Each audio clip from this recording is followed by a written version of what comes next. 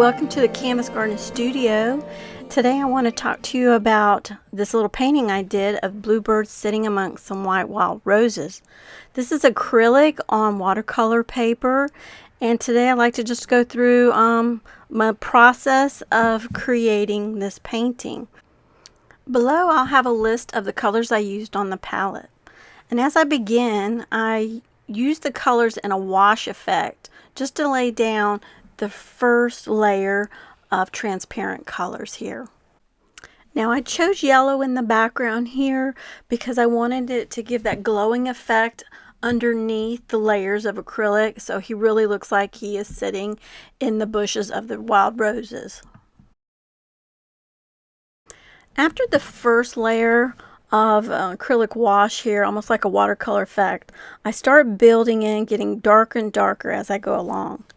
Here I'm starting to add more layers and showing the details of the feathers, and as I paint, I'm painting along the strokes in the direction of the feathers. Now I know the head will be the main focal point here, so I'm paying real close attention to the color changes here, going in from grayish blues to burgundies, and the beak changes a lot here. It goes from golds to reds to browns to blues, so I'm paying close attention to that and the values of it. Now to get my colors darker, I don't use black. I use a mixture of alizarin crimson, ultramarine blue, and sap green, and that usually gives me almost like a blackish color, or to deepen the color. And a lot of area around the eye, I mix those three colors, and then to deepen a color I might use more of the alizarin crimson to create that burgundy color.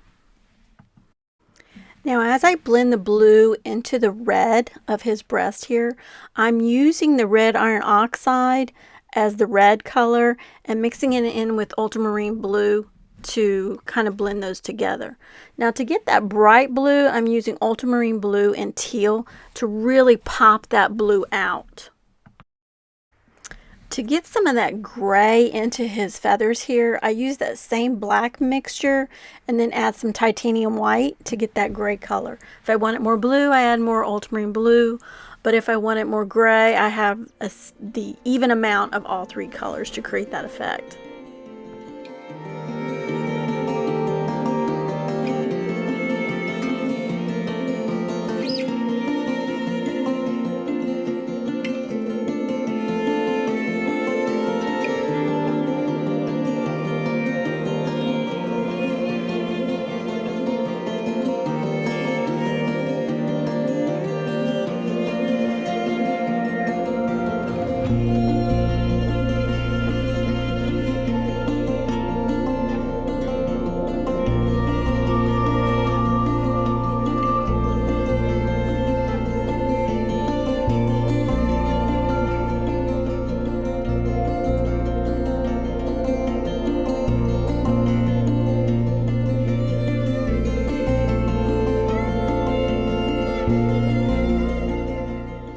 As I start on the white roses here, I'm going to make them a little bit darker, so I'm using the neutral gray number 8, Hansa yellow, and some titanium white, just a little bit. I want it dark here, and as I layer and layer, I add it lighter and lighter.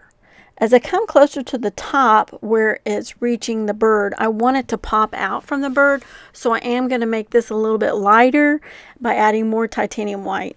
I've also added some pink in there with the alizarin crimson, just to bring you back to some of the color that's in the bird.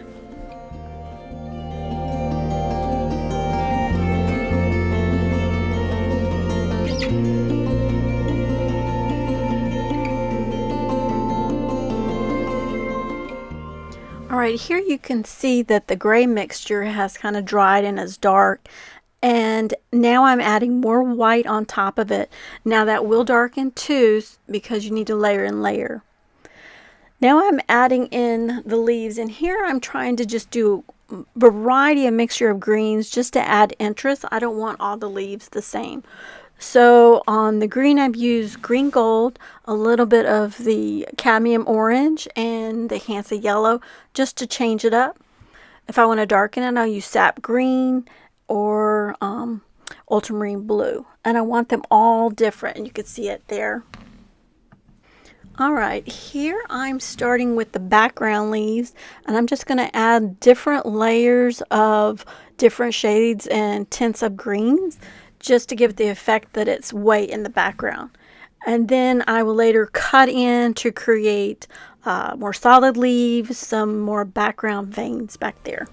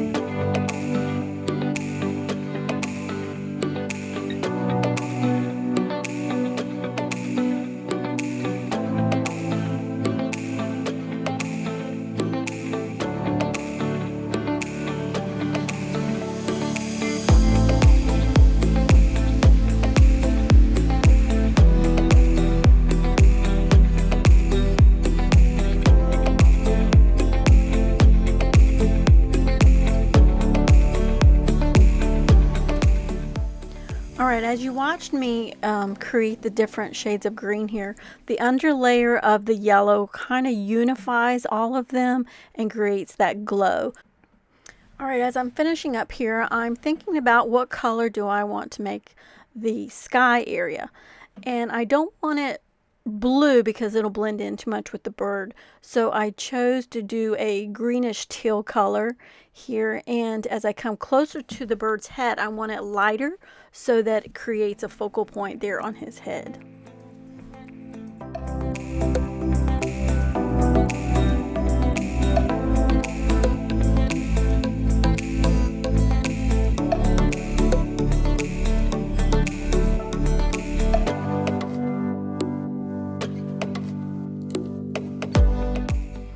Alright, now I'm going right back to the leaves here and adding in some highlights just so they'll pop out some.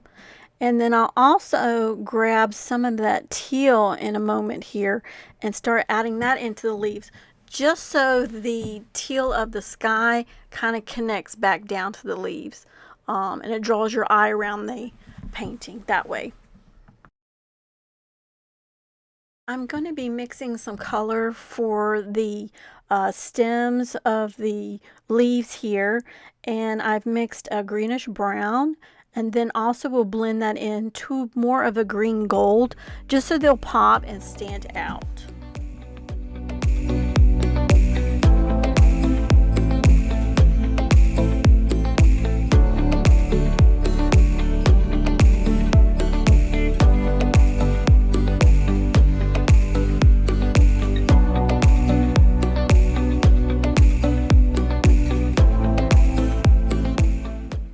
Alright, I'm just about finished here. I'm just doing the final details on the roses, and then I'll be done.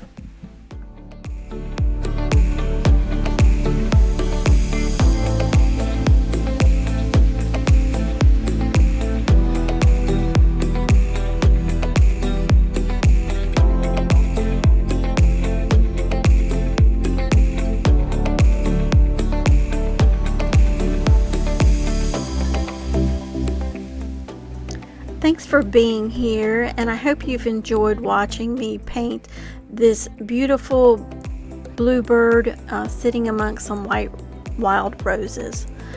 And if you like the video, hit the like button and please subscribe.